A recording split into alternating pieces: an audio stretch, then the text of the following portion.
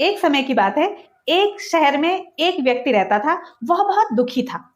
वह हमेशा किसी न किसी परेशानी में घिरा रहता था और उसे लगता था कि दुनिया का सबसे दुखी व्यक्ति वही है। सारी दुनिया की सारी परेशानियाँ बस उसी के पास है।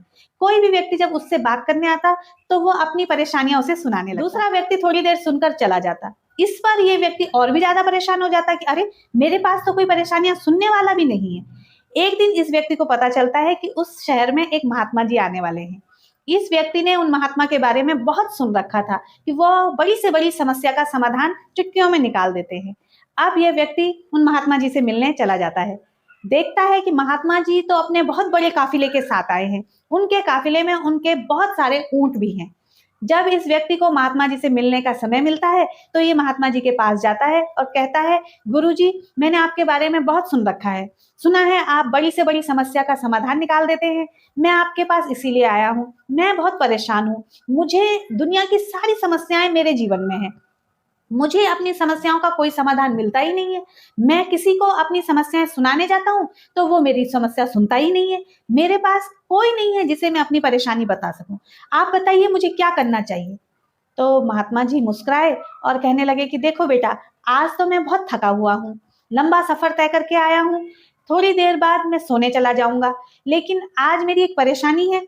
मेरे ऊंट के देखभाल करने वाला जो व्यक्ति था वो बीमार हो गया है।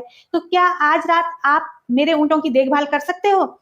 आप ऐसा करो कि आज रात ऊंटों की देखभाल कर लो, कल सुबह उठते ही मैं आपको आपकी समस्याओं का सारा समाधान बता दूंगा। हाँ, ध्यान रहे, जब ऊँट बैठ जाएँ सारे, तभी जाके आप सोने चले जाना।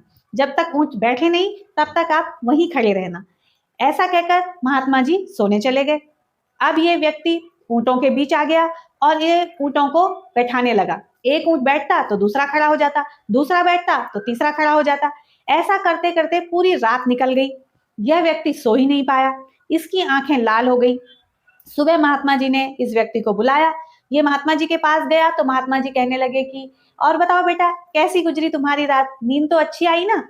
उस पर ये आदमी और भड़क गया कि महात्मा जी, मैं अपनी परेशानियां बताने आपको आया था और आपने मुझे और भी ज्यादा परेशान कर दिया। आपने मुझे ऊंट को बैठाने का काम दे दिया। पूरी रात आपके ऊंट बैठे ही नहीं। एक बैठता तो दूसरा खड़ा हो जाता। पूरी रात में सो ही नहीं पाया। महात्मा जी ने उसकी बात सुनी और मुस्कुराए और बोले कि बेटा, यही तो तुम्हारी समस्याओं का समाधान है।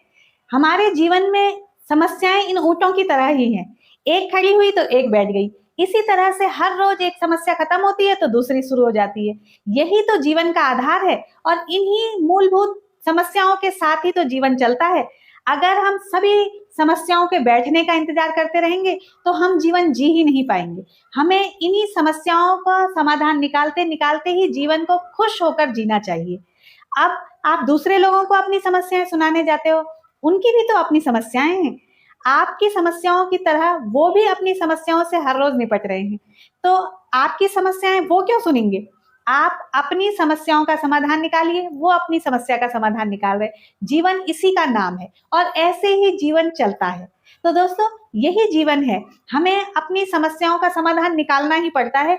अगर हम पॉजिटिव सोचेंगे तो हमारी समस्याएँ बहुत जल्दी छोटी लगेंगी हमें, और अगर हम नेगेटिव सोचेंगे तो समस्याओं का पहाड़ हम खुद ही बना लेंगे। कर्म करो तो फल मिलता है, आज नहीं तो कल मिलता है।